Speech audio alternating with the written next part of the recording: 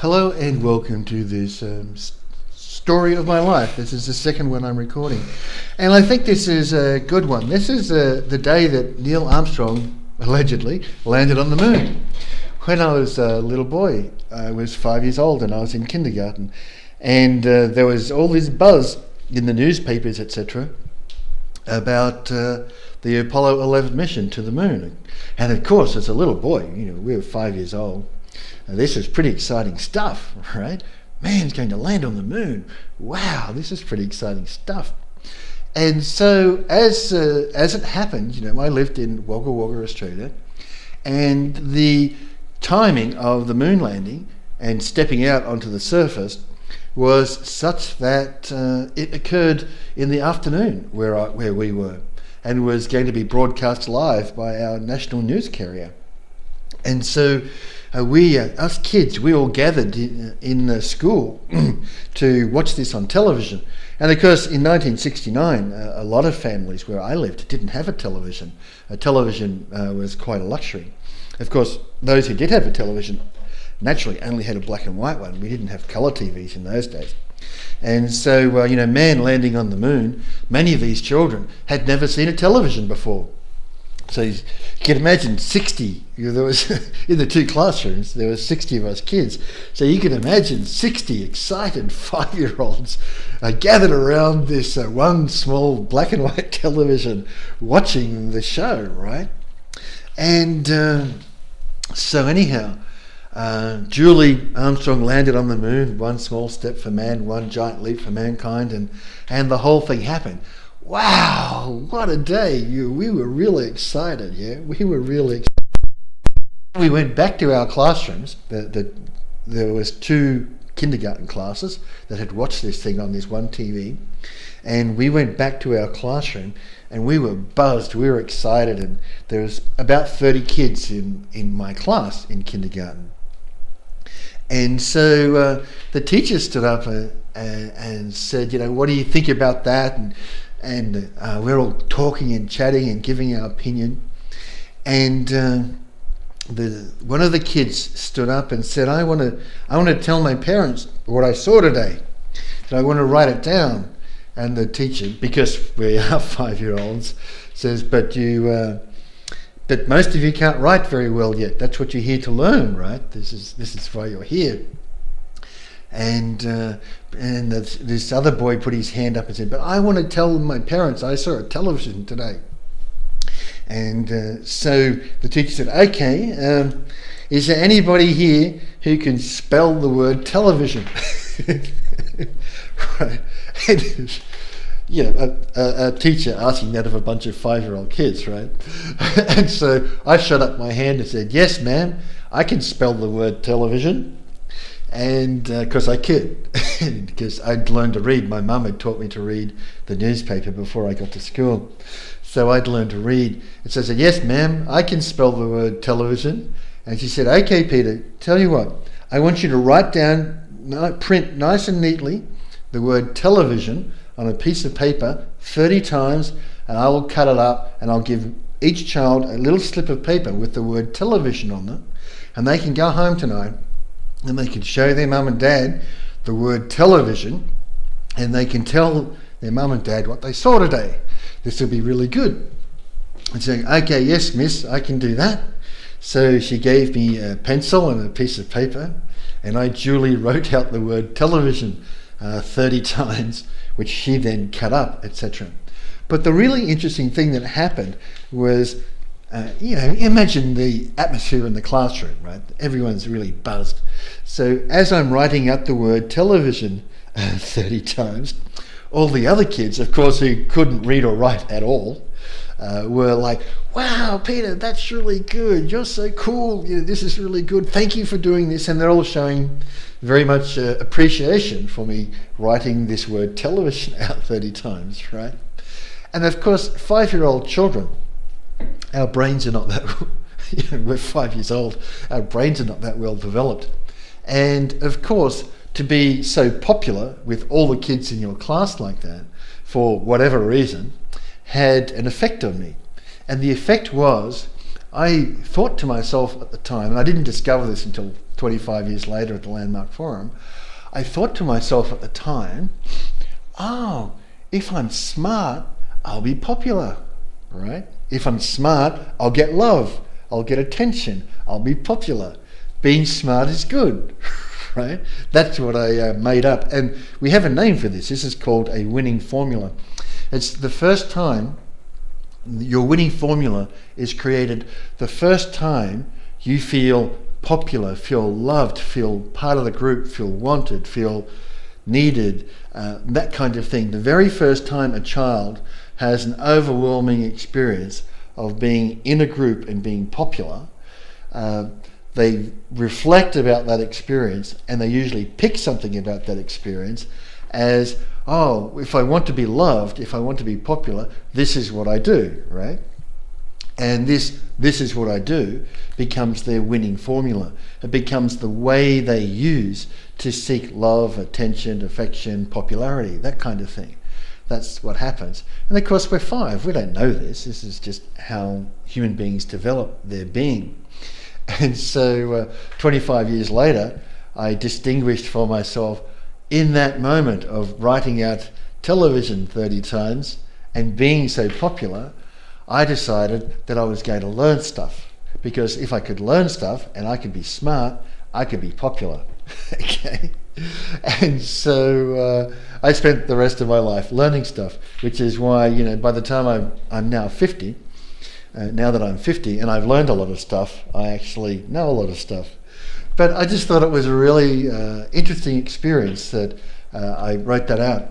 Now, the other thing that I did that day was I said, I'm going to work at NASA one day. This is really cool. I'm going to work at NASA. And of course you go home and you have dinner with your parents at the dinner table, and they say, what did you do today? And I repeated my story to my mum and my dad and my brothers, and I said, I've decided I'm going to work at NASA one day, Dad.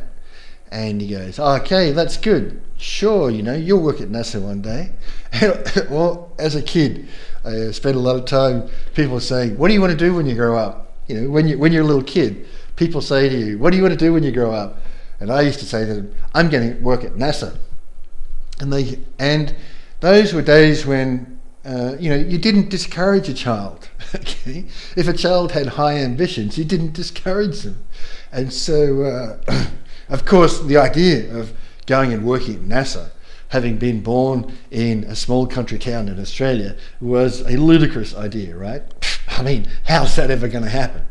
And so, but nobody ever, in my recollection, nobody ever discouraged me of saying, you'll never get to work for NASA, that'll never happen. What a stupid thing for a boy in Wagga Wagga to say. Nobody ever said that. Everyone said, really, you're going to work at NASA one day? Well, that's great, and I hope you get there. Good luck to you. Study hard, work hard, do good, and good luck to you, boy. That's what everybody said. And of course, if you read my resume, that boyhood dream came true when I was just 26. When I was 26 and working for IBM, I was working on writing a book about how to manage the source code for computer systems. I was one of the top 10 people in the IBM world in understanding the source code management for complex IBM systems. And I'd spent 8 weeks working on a book in Santa Teresa lab on on source code management for IBM systems. And the book was the first book of its kind in the IBM world. And so it was really groundbreaking stuff, and we were writing all this code which was new, groundbreaking stuff. And the phone rang one day, and it was an old friend of mine who I'd met. She was an IBMer, and she'd been working at Westpac Bank in Australia, and she was from Houston, and she'd gone back to Houston. And she called me up and she said, I understand you're working on this new software for source code management. And I said, yeah. He said, well, I'm working at a client and I got a problem, and we need the world's best expert on source code management. Can you spare a few days and come down and visit us? And I said, excuse me, because this is quite moving for me. I said, sure, who's the client? And she says, NASA. My client is NASA. And I was like, oh my God, I'm going to go and work at NASA. I was really, really impressed. I was like, oh my God, my boyhood dream is going to come true. And so I flew over to Houston with my wife. Jennifer was with me. I flew over to Houston, and the problem that she had was the International Space Station problem. And the problem was they had 800 programmers. IBM had 800 programmers working on the source code, working on the computer systems for the International Space Station. So obviously, a large government-funded military-style project, and they were having difficulty managing the source code for the space station, and they needed an innovative or new way, some kind of breakthrough in managing their source code. So she thought that I might be able to do that. So we spent 2 days talking about the problem, and then on the third day I designed the solution for them and tested what it was that I designed, and said, okay, well, here's what I think that we can do, and here's, we had to run a couple of tests to make sure that what I said could be done could actually be implemented, and it could. So I left them with the hand-drawn diagrams and all the documentation, etc., for what it is that they needed to do, and said, look, when I get back to Australia, I'll write the code that's necessary, but this is the way that I think you need to go forward. So I was only there for 3 days, but it was a big highlight of my working life, to go from sitting in a small country school, outback Australia, well, not outback, but certainly rural Australia, as a 5-year-old, seeing Armstrong land on the moon, to being invited to NASA as one of the world's leading experts on how to manage source code. IBM was a big place at the time, 450,000 people, and out of the 450,000 people in IBM, the problem at NASA for the management of the source code for the International Space Station, the call came to my desk. What an honour and what a privilege that was. So I got to work at NASA, and then on my way home, I was saying to my wife as we were flying back to Australia, because she obviously knew about I'm going to work for NASA one day, and I was saying to her, a dream came true this trip. I'd never, even I doubted I would ever work for NASA one day, as much as I wanted to, and I'm going to make it to NASA one day. You have your doubts about whether that's possible. And I said to her, I'm 26 and I've lived out one of the greatest dreams of my life already, the fact that I worked at NASA.